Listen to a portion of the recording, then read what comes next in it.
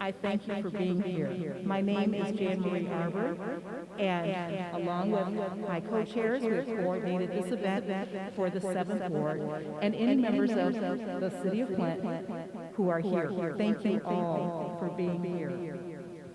At this time, I would like to thank the many who have volunteered their time and their talent to make this forum possible, including event co-chairs Janetta Ricks and Dr. Karen Weaver, moderator Phyllis Sykes, timekeeper Brianna Turner, all 7th Ward Neighborhood Associations, Facebook friends, and media friends including the Courier News, AC Dumas, radio host at WFLT 1420 AM, and Dr. Karen Weaver, radio host at Superstation 910 AM. And thank you, too, the residents of Flint, from whom came many thought-provoking suggestions for gratitude to the American Sign Language interpreters, who will make it possible for our hearing-impaired residents to experience this event. We appreciate the video services of Paul Herring of Spectacle TV and the audio services of Dwayne Clemens at Classy Moves Productions. And last but not least, I want to thank Ms. Deborah Holmes, Executive Director of the Brennan Senior Center. I'd like to thank the Brennan staff and volunteers for so graciously hosting this important community event. Thank you. Thank you all. Thank you. This forum is being live streamed to YouTube through channel Spectacle TV. The video will be uploaded to the candidates' Facebook pages if it's not already been done so. I urge you to share this forum via one of those options with friends and family who were not able to attend this evening. Now, if you would kindly silence your phones so as not to disrupt the recording of this event, that would be greatly appreciated. Again, please silence your phones. Thank you. Please note that this is a forum. It is not a debate. The purpose of tonight's forum is to enable residents to make an informed decision about who they will choose to represent the 7th Ward in Flint City Council. Through a moderated question and answer format, you'll learn of the candidates' knowledge and thoughts on important issues relative to city governance and our lives. Time permitting, we may be able to take a few questions from the audience. Lastly, this election has been curiously attractive to a number of write-in candidates across the city of Flint. The 7th Ward, too, has a write-in candidate, Ms. Lakeisha Turode. Due to time constraints, Ms. Turode will not participate in the Q&A.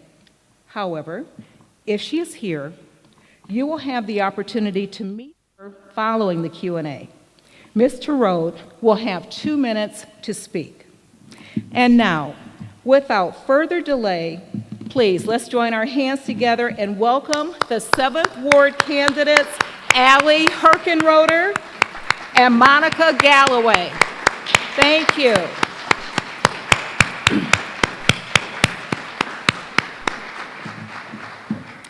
Allie Herkenroder was born in Elkhart, Indiana. In 2017, she relocated to Flint after graduating magna cum laude from Spring Arbor University, where she earned a bachelor's degree in history and political science.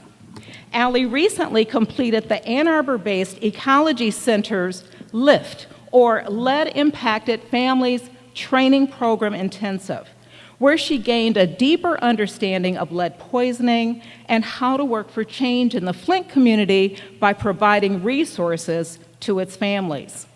Since becoming a Flint resident, Allie has gained community development experience as an AmeriCorps Vista leader and resources developer with the Flint Community School Corps, as well as a Vista leader with the Crim Fitness Foundation, where she provided resource development and support to Flint students and families by developing a program to reduce chronic absenteeism among students.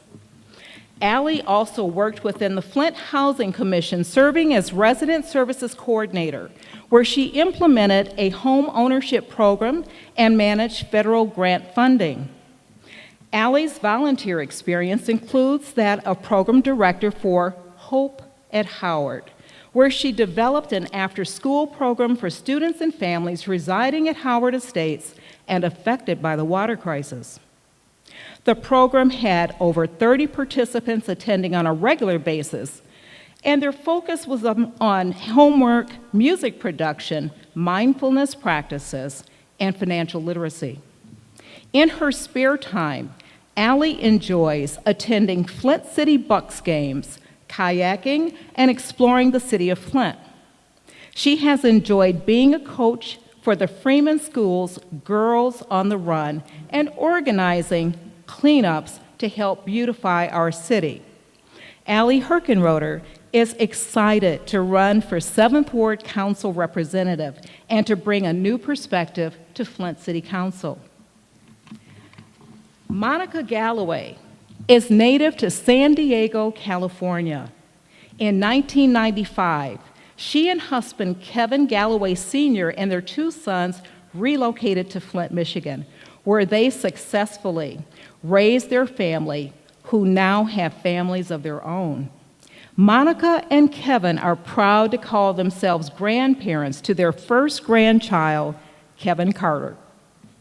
Monica's professional career in Flint prior to government service includes retail management for Hudson's and Macy's, the banking industry as branch manager, personal banker, and deposit operations specialist, and in real estate, where she remains a licensed realtor. It was as a realtor that Monica was positioned to become intimately familiar with the city, and a deep desire grew within her to help move her adopted home of Flint forward. In order to make a difference in her community, Monica decided to run for City Council in 2013. She has since served as 7th Ward Councilwoman for 8 years. Some of Monica's accomplishments as councilwoman include the demolition of blighted 7th Ward properties, including the Lippincott Avenue Trailer Park and Lapeer Road apartment complexes. As councilwoman, Monica has supported no water shutoffs and has opposed proposed water rate increases. She opposed the 30-year Great Lakes Water Authority contract and opposed an increase in the fiscal year 2021-22 waste collection rates. As a council member, Monica has allocated funds to senior centers and has advocated to increase the Blight Funds allocation. Monica's current board and trustee affiliations are numerous, including serving as president of the Michigan Women in Municipal Government, second vice president of the Michigan Black Caucus local elected officials, and in September of this year, she was named president of the prestigious Michigan Municipal League. Councilwoman Galloway remains committed to the fight for education equality, the fight for equity of resource allocation, and justice for water crisis victims.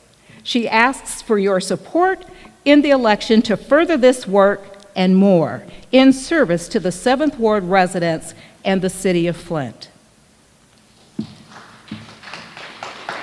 At this time, I'd like to invite our candidates to please shake hands. Thank you. And we'll turn the forum over to our moderator, Ms. Phyllis Sykes. Thank you.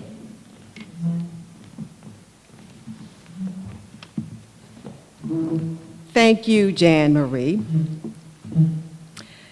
The candidates have signed an agreement of professional conduct, agreeing to conduct themselves civilly during this forum. Personal and/or professional attacks are prohibited. The moderator will read the introduction to the question, followed by the reading of the first question. Subsequent questions will be asked in rotation. The candidates have up to 2 minutes to respond. No rebuttals are permitted. A tossed coin has determined which candidate will answer the first question, and the first question will go to Ms. Herkenroder. The role of City Council member comes with a long list of responsibilities, all of which are important to a well-functioning body representative of Flint and its citizens. As a council member, which would you deem to be the top 3 responsibilities to your constituents, and tell us why? I want to make sure, can you all hear me? Okay. Thank you so much. The most important thing, first and foremost, is making sure that we're communicating with our community, as well as communicating with residents. So whenever problems occur, being able to alleviate that problem or direct them to the appropriate party. We can't do everything as an individual, but making sure that we're able to solve that problem or work together to find a solution. I think secondly, making sure that we're able to understand the financial situation in a very clear manner to be able to understand where everything is being allocated and how we can change that allocation to fit the needs of our community and our city. And I think thirdly, also making sure that we're able to communicate and cooperate among each other. I've said it before and I'll say it again, you don't have to like the person sitting next to you to work with them. So you may not agree with the person who is sitting next to you in a different ward, but you have to be able to come together and support the city of Flint by working together with your fellow council people, even if that means disagreeing every now and again. Yes, Ms. Calloway. Thank you. So according to the charter, there are specific roles and responsibilities that council people are required to meet. Part of that is allocation of money, but also it's being sure that appointed positions are filled by qualified people. The city of Flint has been under an emergency manager twice since 2000, the early 2000s, and so the financial status of the community has been a concern for quite some time. So I would say making sure, one, you understand finances, you understand what budget processes look like, ensuring that there are leaders in those top positions for the community that are truly qualified, that they're not related to people.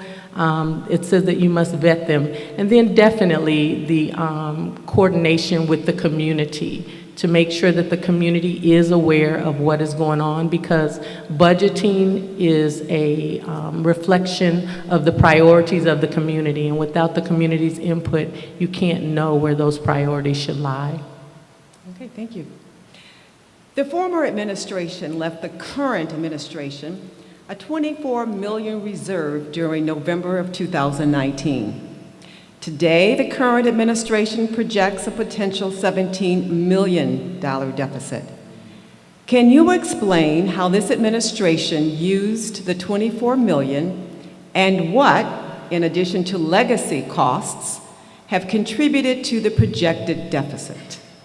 So the administration left under our leadership, we did have a $24 million fund balance. It's important to understand that a fund balance is required by the Budgeting Act of Michigan. And so with that $24 million, we were prepared, and we've been hearing that our legacy costs would increase year by year by year. So part of the $24 million was used to, as you shared, balance the budget that was presented this year and adopted that was a negative $17 million budget. And yes, that was legacy costs. Part of that is we have a declining community. We have lost the revenues. But the other piece of that is the budget process wasn't handled properly. You can't just have legacy costs. You have to look at where the other cost is coming from. And that wasn't done. You cannot do a $73 million budget the way that we did it this year. Even in COVID, we did not have the necessary budget sessions that we were supposed to have. And so in essence, in my opinion, what we did is we adopted a budget without looking to see what we could do to change it. So thank God for the $24 million fund balance that was left by the previous administration, because it was the only reason why this budget can be perceived to be balanced. Okay. Yes. Can you repeat that? That was a lengthy one. Okay. Question is, well, I'll give you the background too. The former administration left the current administration a $24 million reserve during November of 2019. Today, the current administration projects a potential $17 million deficit. Can you explain how this administration used the $24 million and what, in addition to legacy costs, have contributed to the projected deficit? Yeah. So I think I'm in a unique position because I'm not a current city council person, so I don't have access to all of the same documents as current city council people to know exactly where every single dollar and every single penny was spent with that. From my understanding of the budget, a lot of it was transferred to those legacy costs because we want to make sure that all of our retirees are supported in the way that they supported the city when they were working. That being said, like Ms. Monica said, we need to make sure that we are able to make up for that deficit in creative ways. We need to make sure that we're able to leverage whatever kind of grant funding that we are able to support other ways that city funding has been used. We need to make sure that we're able to support contracts that are within our financial means, and we need to make sure that we are able to think creatively and innovatively about every single dollar that we have as a community. I know that that's not the $24 million question, but like I said, once I'm on council, I'll be able to be able to share that information with everyone. Okay, thank you. W.T. Stevens Construction Incorporated is a Black and woman-owned company within Flint. The city of Flint owes Stevens over $1 million. Refusal of payment to this business not only reflects poorly upon the city, but adversely affects the bottom line of a minority-owned business that employs people from Flint and provides services to Flint. Please explain why the city has withheld payment to Stevens Construction and what is required for them to be paid. Ms. Hergenrother. Again, because I'm not on council, I can't answer that question as fully as possible, so I'm not going to sit here and speculate what the answer may be. I think it's phenomenal, and I think that we as a city need to continue to uplift women-owned and minority-owned businesses, especially through that Section 3 provision of the federal law, and making sure that whatever reason for withholding of any payment is investigated to the utmost ability of the city council and within the legality of it and understanding what's going on, but then being, again, able to communicate that back to the community. We need to make sure that there is transparency within the contracting process within the city, as well as the financial payment side of that within the city and within the community. So we need to just make sure that whatever reason for that is disclosed to the public. Okay, Ms. Galloway. Thank you. So one of the things that is very, very important is accountability. The city council is responsible for accountability. We're responsible for ensuring that contracts are carried out. Now, originally we were told that W.T. Stevens, the area that they were dumping dirt, I don't know, was not maintained, and it didn't look well. But since then, they have provided paperwork, pictures, showing that that area has been not only cleaned up, it looks very well. But every time they do something, the administration moves the yard line. They tell them that the dirt needs to be here, and then they put it there, and then the dirt's not high enough. One of the things I can say in all fairness, we need to know that when there's a transition of administration, there cannot be the perception that anybody is being held liable for their support and or not support of a previous administration. It didn't just happen with W.T. Stevens. It happened with Big Brother, Big Sister.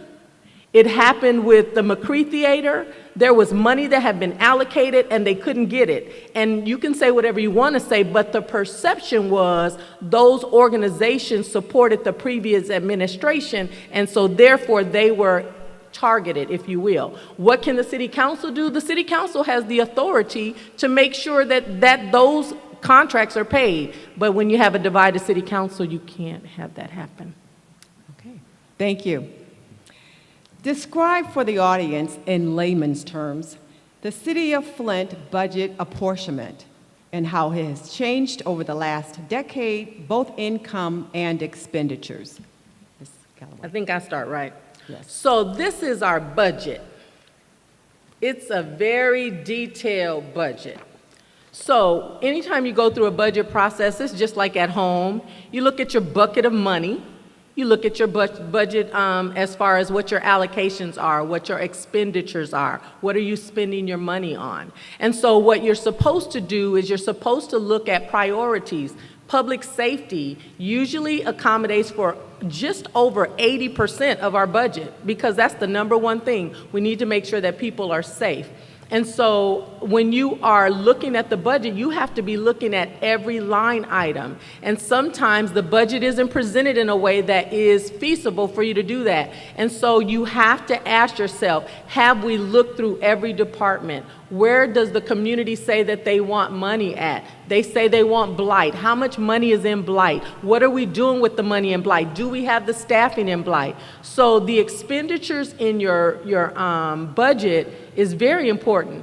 But again, you have to make sure you have the revenue. So what are we doing to increase revenue? What are we doing to add value to the community? Can we use some of our block grant money if we are not being able to fund those in the 101, which is your general funds? And so it is a very complex process, but when you have people myself, I've gone through the Michigan Municipal League's training on finances to share with you what are you supposed to be looking at? What can you spend money on? We have spent many years spending money on projects that we can't, that are illegal, but we do it anyway. And so it's complex, but it can be done. Thank you. Thank you. Ms. Herkenroder.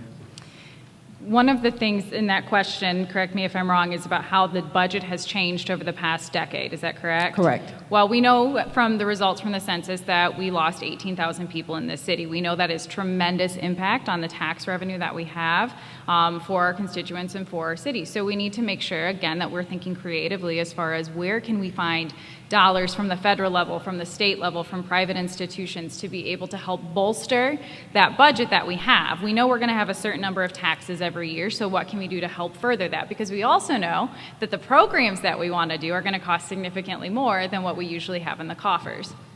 So we need to be able to come together with different kinds of agencies and different kinds of governmental entities to be able to collaborate as far as dollars are going. We're wasting so many dollars by doing our own programs at different levels. When we come together, when we repair those partnerships and those relationships with the school board, with this, not city council, excuse me, with the board of commissioners, to be able to maximize every single dollar that is coming into this city and coming into this county, that is how we are able to make up for those deficits within our own personal budget.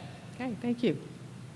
Please share your thoughts on the strongest and weakest points of Flint's city charter, and in particular, the effectiveness of the Ethics and Accountability Board. Ms. Herkenroder. Well, your second part was my first part to that question. I think the fact that there are not very clear, if any, clear guidelines as far as the rules around the Ethics and Accountability Board have led to a lot of confusion as to their specific role within the function of city council and holding people accountable, especially within the ombudsman's office. I would say that that's a very big weak point, and expand that to the fact that there are so many other departments within the city that don't have any rules or procedures written down or solidified at all. Nonetheless, them being in lockstep with the federal regulations that we need. For example, in 2018, the city had a tremendous audit finding where a particular grant form called an SF-424 was not submitted because there was no procedure in place to talk about who was going to do that and at what time. That's simply unacceptable. That's costing our city money, and that is a major weak point.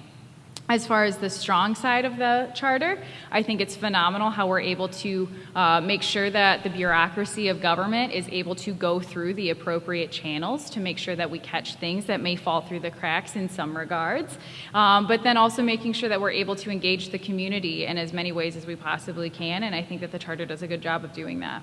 Okay, thank you. Can you repeat the question Sure. for me, please?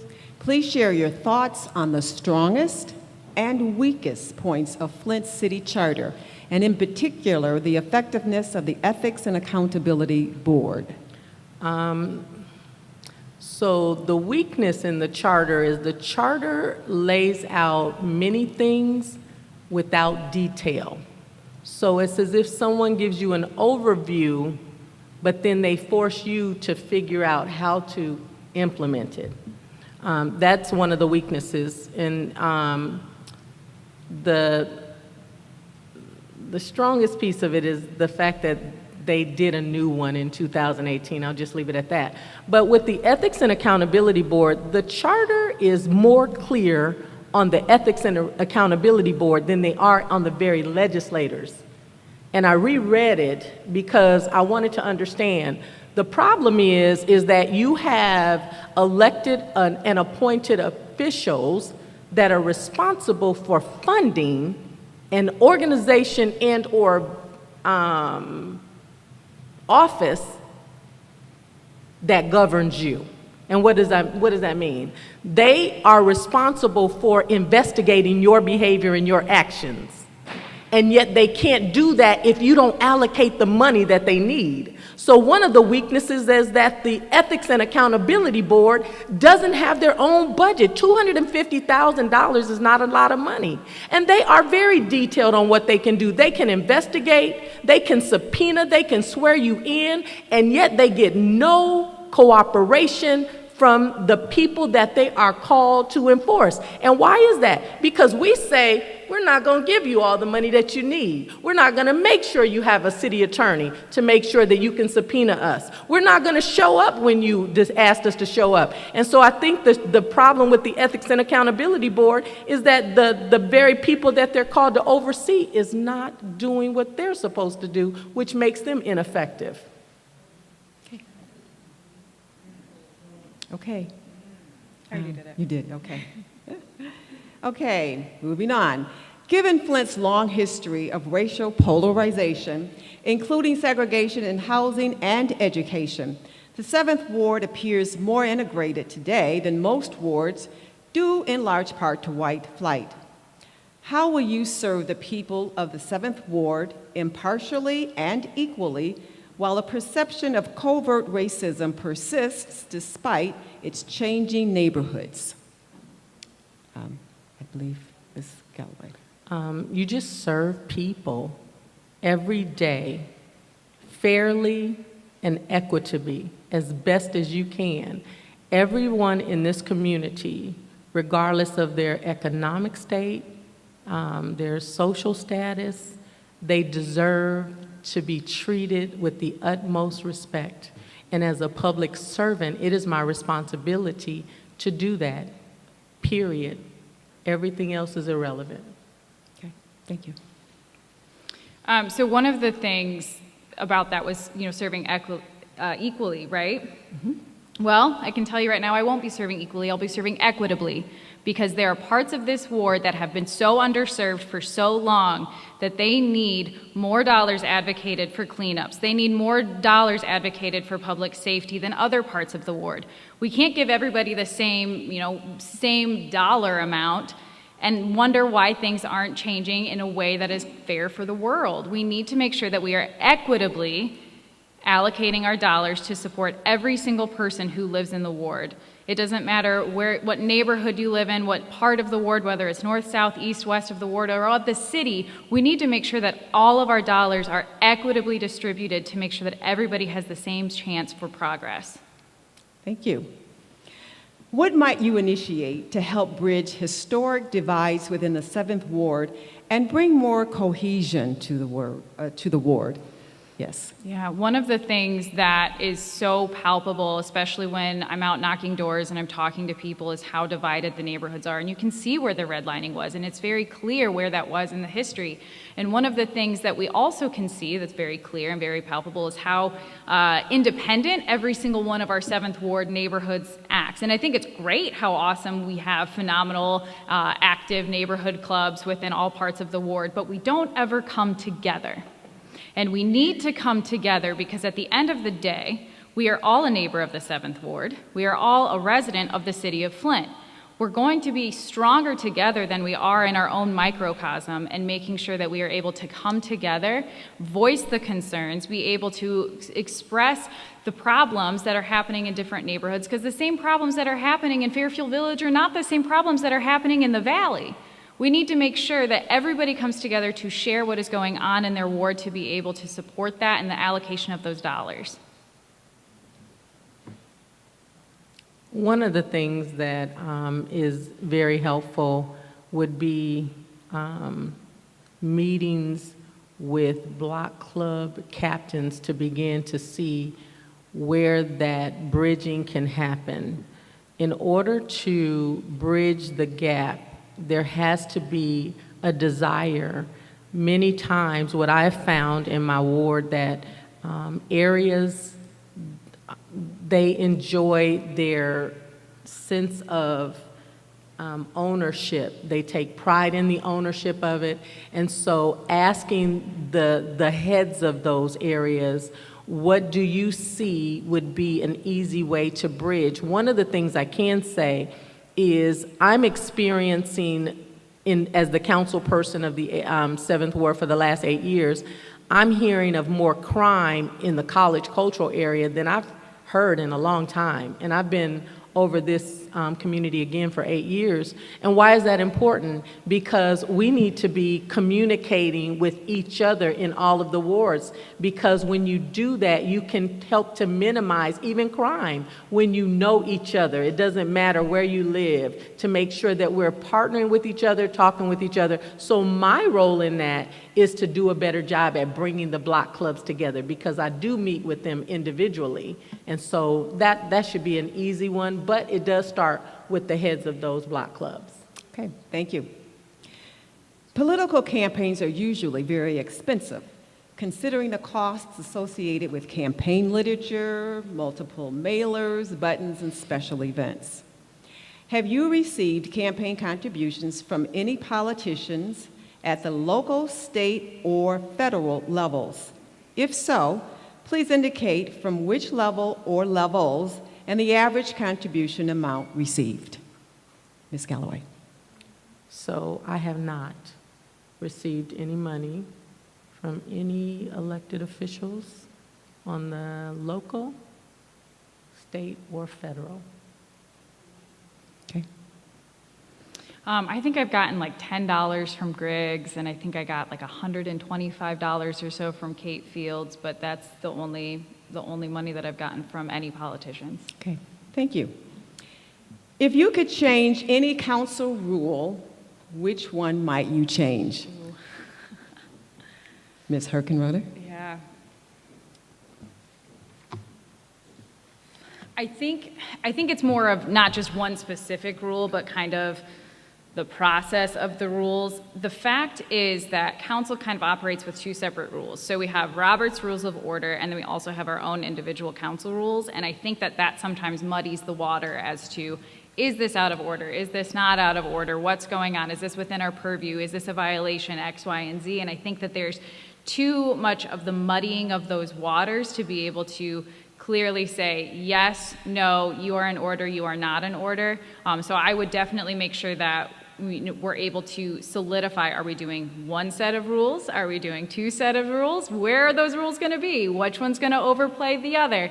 And making sure that that's very clear, because we need to have clarity to make sure that we're not costing taxpayer dollars and city dollars and legal fees. Thank you. Ms. Galloway. Thank you. So Robert's Rules originally, when designed, was designed for nonprofit organizations. And even though legislators use it, it was never designed for legislation. Rules are always going to be helpful because they eliminate chaos. When you ask me what rules would I change or what rule would I change on City Council, it's not about changing rules. It's about having respect for your colleagues. And don't get me wrong, we're always going to have some sort of disagreement. But when you begin to use rules in an effort to cause someone to be subject to you, it's unhealthy.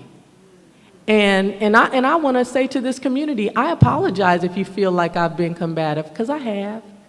But I am an intelligent black woman that finds myself in an environment often where I am minimized. The things I say, you want to use the rules to say that I'm out of order.